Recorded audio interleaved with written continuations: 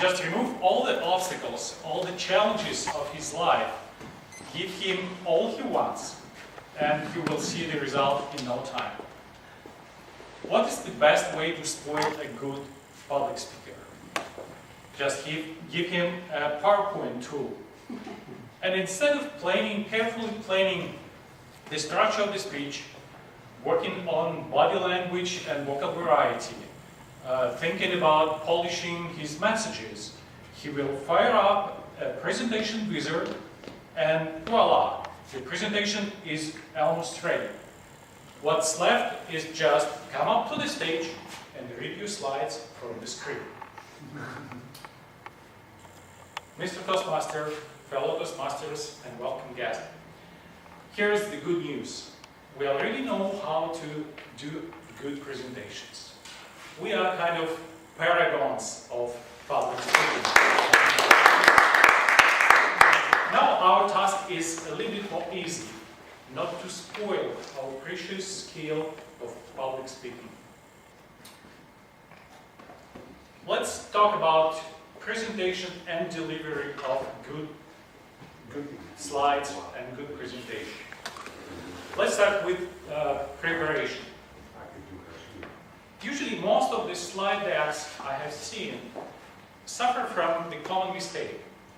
They're trying to be 3 in 1. They're trying to be your teleprompter saying fashion now. They are trying to be your handout material, which you are going to distribute among your audience.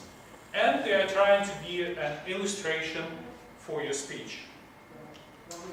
First, let's decide. Your slides are not your teleprompter. Please, promise yourself, I will not read from the screen. I think we should include this into our Toastmaster pledge. I will not read from the screen. Second, your slides are not your handout material. If you are going to hand out anything after your presentation, please prepare a separate document and then hand it out to your audience. And don't even think about distributing your slides before your speech. So what is your presentation slides? Think about your speech as a book and about your slides as an illustration for this book. If you haven't read the book, probably the illustration will not tell you much. But if you have, it will be enough just to look through the pictures, and you will remember all the content of the book very vividly and very in much detail. So think about your presentation as a book and about your slides as an illustration for this book. Think about main messages you are going to deliver, and please don't start your preparing your slides by opening PowerPoint application. Go to some good sites like Flickr, like iStockphoto.com and others, and look for good quality images which illustrate your points. Collect some nice pictures from internet or from your own collection, or produce original one just to illustrate your points. Please do not use when it's not absolutely necessary. Do not use any fancy stuff like animation and video or clips and audio and etc. etc. It can be very easy to produce slides like this, and they will go through all the animation objects. But when you go to the last object and you click on your clicker, you will go to your next slide. Probably it's not what you want, and please previous slide, etc., etc. You don't want to do that. Another point, please don't use cartoons in your presentation, because all the effect of this cartoon depends on the ability of your audience to read these small letters on this cartoon. And It depends on the quality of projector, it depends on the quality of your conference room, of your lights, etc., etc. After all, we are not in the physician cabinet, it's not a vision test. Please avoid cartoons, please avoid clip arts, because, and all these nice beam people, which people are using in PowerPoint. People are already sick of that. If you are, as I already said, if you have to deliver a lot of data, a lot of information, please prepare a separate document and distribute it for your audience. Second part is of the presentation is delivery.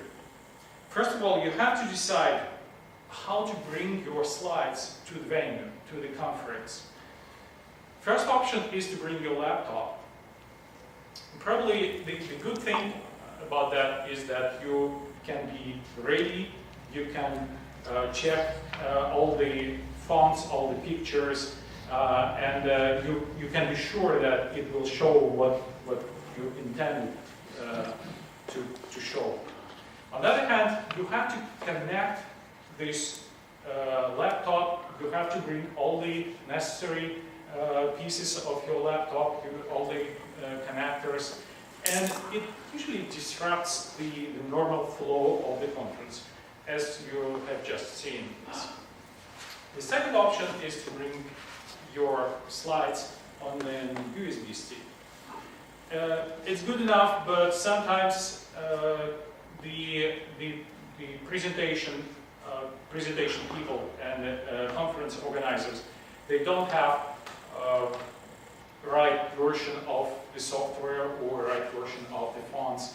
And here is a small trick. You have to prepare your presentation in PDF format, and usually everybody has Acrobat Reader to show your presentation.